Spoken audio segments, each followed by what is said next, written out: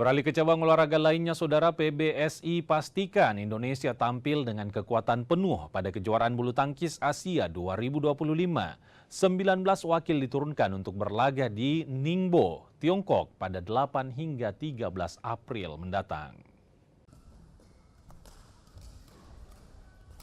Federasi Bulu Tangkis Nasional PBSI baru saja mengumumkan skuad yang akan tampil di kejuaraan Asia 2025.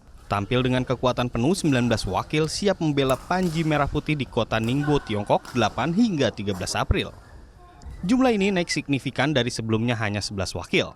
Peningkatan ini disebabkan undangan susulan gelombang kedua untuk melengkapi partisipasi dari BWF.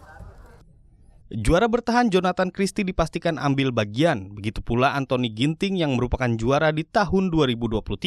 Satu nama lagi di sektor tunggal putra jadi milik Chico Wardoyo. Di sektor tunggal putri, Gregoria Mariska Tunjung akan jadi tumpuan didampingi Putri Kusuma Wardani yang tengah dalam tren positif. Sementara Esther Nurumi Wardoyo dan Komang Ayu juga berkesempatan turun. Untuk sektor ganda putra, Merah Putih diwakili 4 pasangan, yakni Fajar Alfian Rian Ardianto, Sabar Gutama Reza Palevi, Leo Roli Karnando Bagas Maulana, serta Sohibul Fikri Daniel Martin.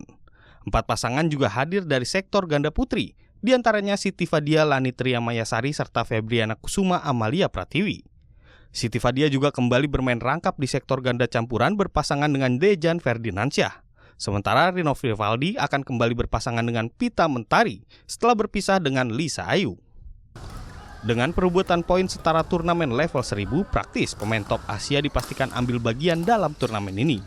Namun bukan berarti wakil Merah Putih tak memiliki kans juara.